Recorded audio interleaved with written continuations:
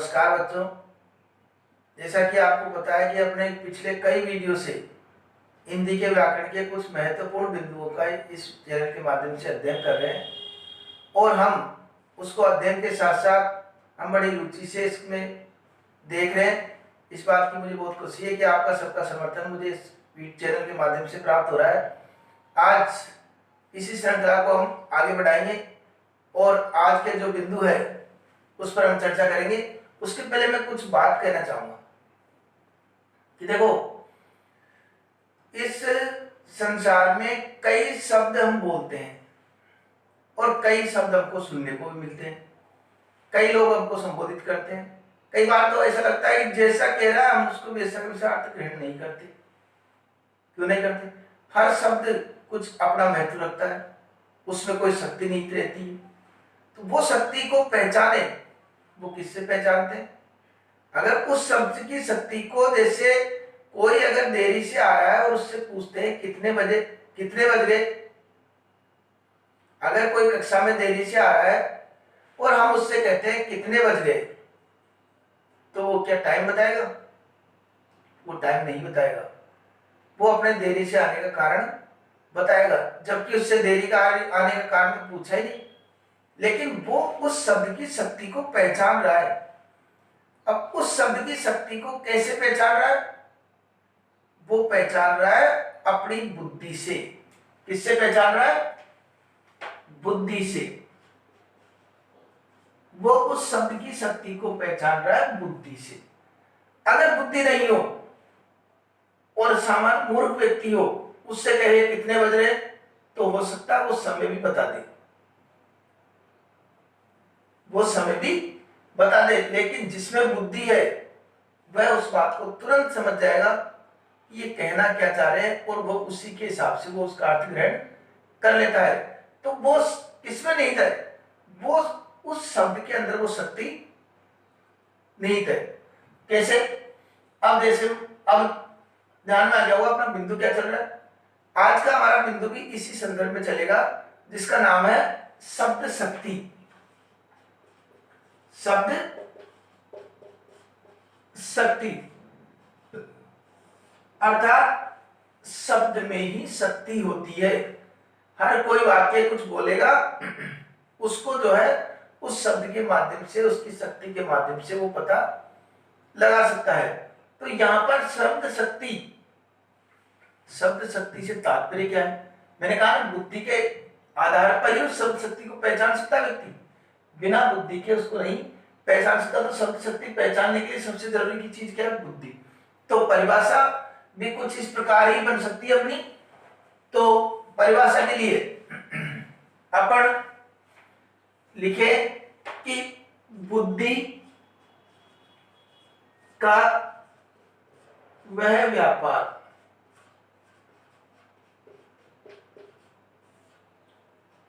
जिसके द्वारा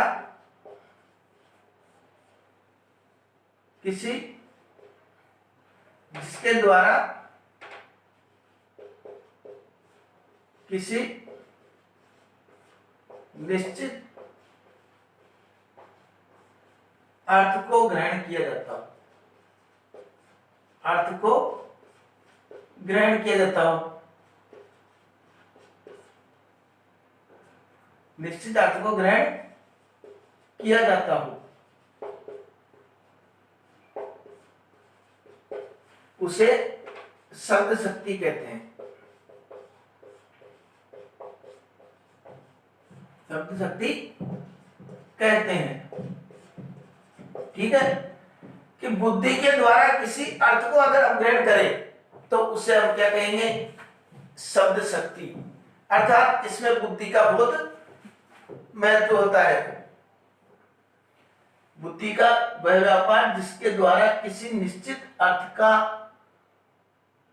बोध हो, अर्थात उसे ग्रहण किया जाए, उसे हम शब्द शक्ति कहते हैं। और दूसरे अर्थों में या इसकी परिभाषा शब्द के अर्थ का बोध कराने वाली शक्ति को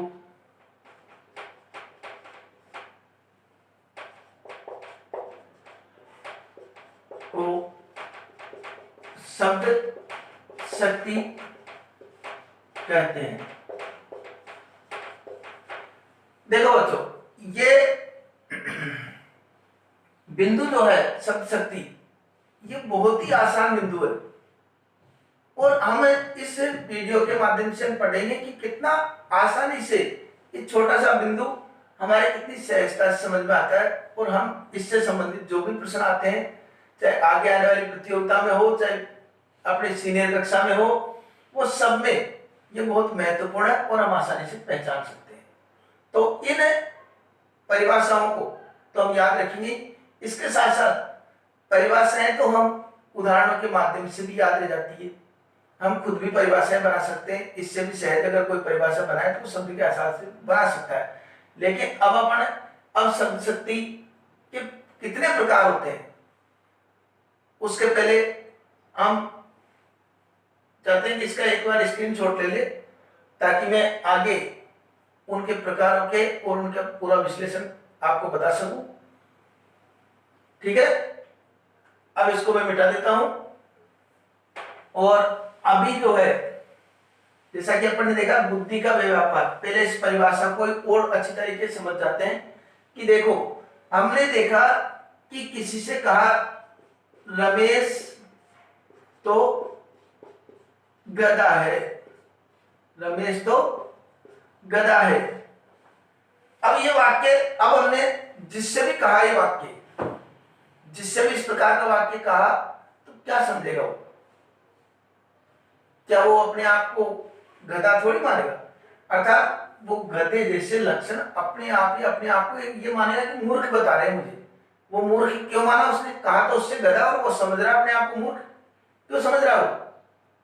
जब उससे कहे तो गधा रहे और समझ रहा मूर्ख, अर्थात उसने कहीं कहीं बुद्धि का प्रयोग किया और उस बुद्धि की शक्ति से उसने पता लगा लिया कि ये कहना क्या चाह रहे हैं मेरे से, ये कहना क्या चाह रहे हैं। अगर किसी को गाय बताना है कि सीता तो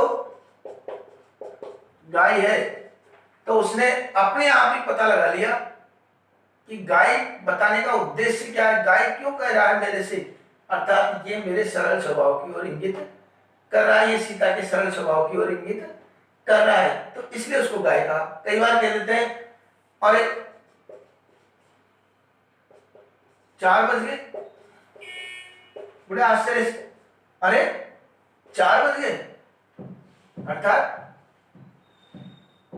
वो जो सामने वाला जो सुन रहा है वो समझ जाएगा कि 4 बज गए क्या कहना चाहते हैं, या तो इनको 4 बजे कहीं जाना होगा उसकी याद दिला रहे, या हमने कोई कार्य ऐसा जो मुझे 4 बजे पहले करना चाहिए था वो नहीं किया, इसलिए वो बोल रहे हैं 4 बज गए। कई बार ऐसी बात हो जाती है कि जैसे कक्षा में कोई शिक्षक पढ़ा रहे हैं, पढ़ाते पढ़ाते एक बिंदु पूरा हो गया और पूरा होते ही मन में जैसे वो शिक्षक को ध्यान नहीं रहा टाइम का, और वो कह देते हैं कि चलो अगला बिंदु भी अपन प्रारंभ कर रहे हैं, और 10 बजे जैसे कोई पीरियड लगने का मान लो टाइम हो, समय हो, तो वो शिक्षक से वो छात्र क्या कहते हैं, कई बार कह देते हैं वो कि सर अब तो 9:55 हो गए, 9:55 हो गए, समय थोड़ी पूछा शिक्षक ने, लेकिन वो शिक्षक अपनी बुद्धि से उस शब्द की शक्ति को पहचान लेता है और वह जो छात्र जो कहना चाहता है उसका भाव वो समझ जाता है। वो समझ जाता है कि छात्र ये कहना चाहता है कि अब समय इतना नहीं है कि हम अगला बिंदु पूरा कर सके, तो वो किसके माध्यम से पहचाना? बुद्धि के माध्यम से। तो सारा खेल किसका है? बुद्धि का। शब्द शक्ति में सारा खेल किसका होता है? बुद्धि का। अब देखो इसमें जो है शब्द शक्ति के जो प्रकार होते हैं वो कितने होते हैं वो हम जानकारी लेंगे।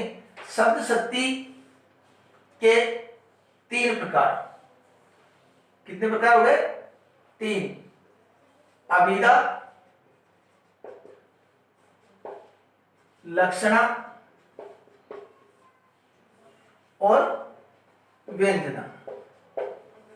अभिधा, लक्षणा और व्यंजना, ये 3 प्रकार होते हैं।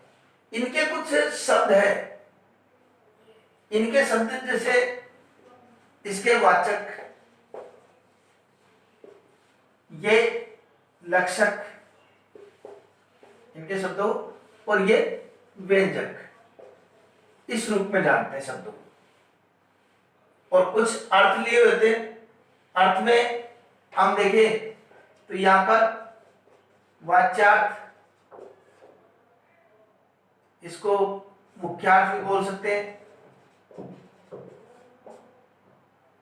सांकेतिक अर्थ भी हो सकता है इसमें,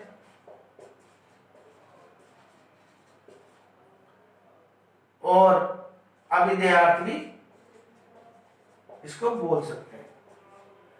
इस प्रकार के अर्थ इसमें आते हैं। लक्षक में अर्थात लक्षणा में लक्ष्यार्थ, लक्ष्यार्थ अर्थ को ग्रहण करते हैं, और इसमें हो गया व्यंग्यार्थ। इसमें क्या हो गया? व्यंग्यार्थ। तो ये तीन शब्द शक्ति किस अर्थ में प्रयुक्त होती है, कि क्या इनके शब्द है, वो हमको जानकारी मिली। अब हमको इनकी परिभाषा को हम विस्तार से पढ़ेंगे, एक एक शब्द शक्ति का बारीकी से अध्ययन करेंगे, ताकि हमको कहीं से भी किसी भी प्रकार से कोई प्रश्न पूछे हम उनका उत्तर सहजता से दे सके। इस प्रकार हम इन सब का अध्ययन आने वाले वीडियो में करेंगे। इसलिए आप जो है चैनल से जुड़े रहे, और आने वाले वीडियो में जो मैं शब्द शक्ति का विश्लेषण करूंगा उसको हम समझते रहे। तब तक के लिए धन्यवाद।